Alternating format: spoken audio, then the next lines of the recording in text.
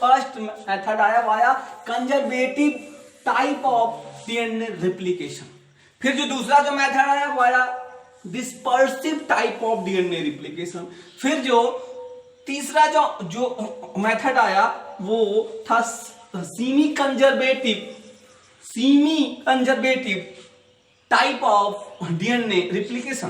तो देखिए conservative type में क्या बताया गया, कंजर्वेटिव टाइप में बताया गया कि अगर ये डीएनए का स्ट्रैंड है, अगर डबल स्ट्रैंडेड ये डीएनए है, अगर ये डबल स्ट्रैंडेड डीएनए है, तो मान लीजिए 3' इंड या 5' इंड और ये 3' इंड, तो इससे जो डीएनए जो फॉर्म होगा वो इसके जैसा ही सेम डीएनए का फॉर्मेशन हो जाएगा।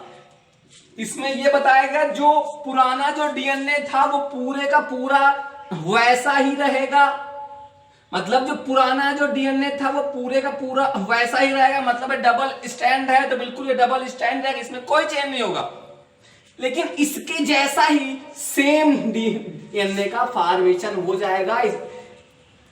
ये जो मेथड था वो एक्सेप्टेड नहीं था, एक्सपेरिमेंटली कोई प्रूव ही नहीं कर पाया कि डीएनए रिप्लिकेशन इस टाइप से होता है, मतलब कंजर्वेटिव टाइप से डीएनए का रिप्लिकेशन होता है। फिर जो दूसरा जो मेथड आया वो dispersive type of DNA replication का मेथड आया, और इसमें यह बताया गया कि अगर ये डीएनए का स्ट्रैंड है, अगर ये डीएनए का स्ट्रैंड है तो क्या होता है कि इसमें ब्रेकेज हो जाती है, मतलब टूट जाता है। जब डीएनए का स्ट्रैंड छोटे छोटे न्यूक्लियोटाइड में टूट जाता है, जैसे मानिए कि छोटे छोटे न्यूक्लियोटाइड में जब न्यूक्लियस के अंदर जब टूट जाता है तो न्यूक्लियस के अंदर कुछ न्यूक्लियोटाइड और भी पड़े आते हैं और उनके साथ मिलकर के डीएनए का फॉर्मेशन कर लेता है। तो इस टाइप के डीएनए में छोटा सा पुराना पार्ट होगा, उसके बाद फिर नए डीएनए का पार्ट होगा, फिर छोटा सा पुराना डीएनए होगा, फिर नए डीएनए का पार्ट होगा। ऐसे ही सेम कंडीशन यहां था, नया पार्ट होगा, सॉरी पुराना पार्ट, फिर नया पार्ट, पुराना पार्ट और फिर नया पार्ट, मतलब ये 3' इंड 5' इंड 5' इंड और 3' इंड। ये बोला गया कंजर्वेटिव टाइप में, ये बोला गया कि जो डीएनए था एज सच वो वैसा ही पड़ा रहेगा, उसमें कोई चेंज नहीं आएगा। वो जो डीएनए है वो स्टैंड वैसा ही रहेगा, उसके जैसा एक दूसरा स्टैंड उसकी कॉपी बन जाएगा।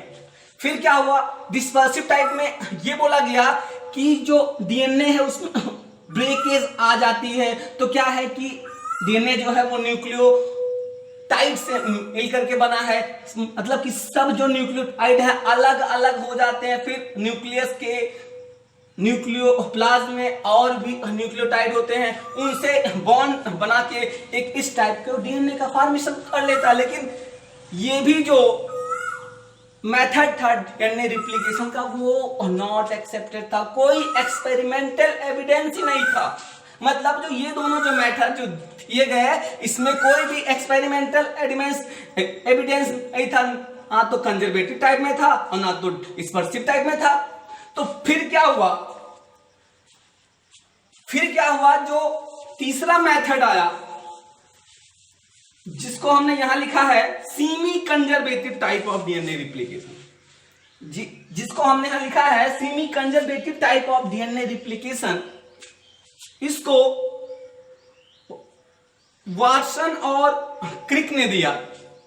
इस डीएनए रिप्लिकेशन को सेमी कंजर्वेटिव टाइप ऑफ जो डीएनए रिप्लिकेशन है इसको वाटसन और क्रिक ने दिया।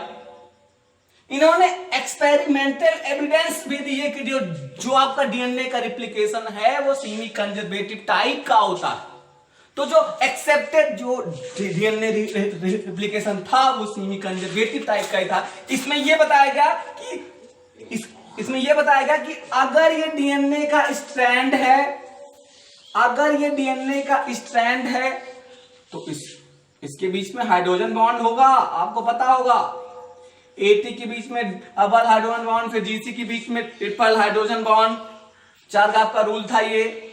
तो इन्होंने बताया कि जब डीएनए रिप्लिकेशन होना होता है तो ये जो डीएनए स्ट्रैंड है इसमें से एक स्ट्रैंड अलग सेपरेट हो जाता है। जैसे मानिए ये ऊपर वाला स्ट्रैंड 3' to 5' था और नीचे वाला 5' to 3', तो ये वाला जो स्ट्रैंड है 3' to 5' इंड वाला अलग हो जाएगा और जो नीचे वाला स्ट्रैंड है ये भी अलग हो जाएगा, मतलब 5' to 3' इंड वाला।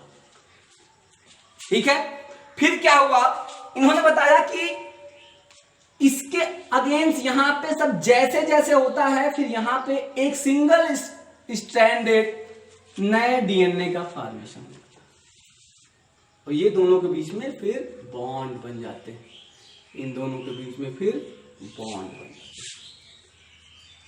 मतलब सिंपल में समझिए, सीमी मीन्स होता हाफ और कंजर्वेटिव मतलब होता है कंजर्व करना, रखना, मतलब ऐसा डीएनए रिप्लिकेशन जिसमें जब नए डीएनए का फॉर्मेशन हो तो जो आधा जो डीएनए है, मतलब जो हाफ पार्ट ऑफ डीएनए है वो पुराना वाला ही रहे और जो हाफ पार्ट ऑफ डीएनए है वो दूसरा वाला ही बने। अब आपके दिमाग में ये बात आ रही हो कि आधा अलग कैसे बन सकता है, जो हाफ है वो कैसे अलग, तो आपको पता होगा कि ए के साथ हमेशा ही टी बाइंड होगा और जी के साथ हमेशा ही सी बाइंड होगा। तो आपके दिमाग में कहीं ना कहीं फोटो बन गया होगा कि अगर यहाँ ए होगा तो इसके जो अगेंस्ट में जो नाइट्रोजनस जो बेस है वो टी यहाँ पे खुद ब खुद आएगा, तो डीएनए में कोई अंतर भी नहीं आएगा।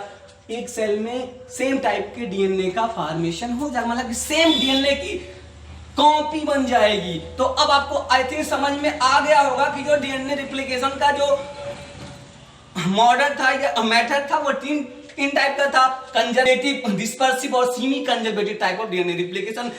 कंजर्वेटिव रिप्लिकेशन में हमने आपको बताया कि उसमें यह बताया गया कि जो डीएनए का स्टैंड है वो एज सच वैसा ही रहेगा, उसके जैसा नया डीएनए बन जाता है, लेकिन एक्सपेरिमेंटल कोई भी एविडेंस ना होने के कारण अभी वो एक्सेप्टेबल नहीं है। फिर दूसरा बताया गया डिस्पर्सिव वाला, वो भी एक्सेप्टेड अब नहीं है, लेकिन जो तीसरा जो वाटसन और रिक ने दिया semi conservative type of DNA replication वो एक्सेप्टेड था और इसको एक्सपेरिमेंटली प्रूव किया गया कि जो रिप्लिकेशन है वो सेमी कंजर्वेटिव टाइप ऑफ ही होता है, मतलब सेमी कंजर्वेटिव टाइप का डीएनए रिप्लिकेशन हमें पाया जाता है। अब हम आगे सेमी कंजर्वेटिव टाइप का डीएनए रिप्लिकेशन का मैकेनिज्म देखेंगे कि आखिर सेमी कंजर्वेटिव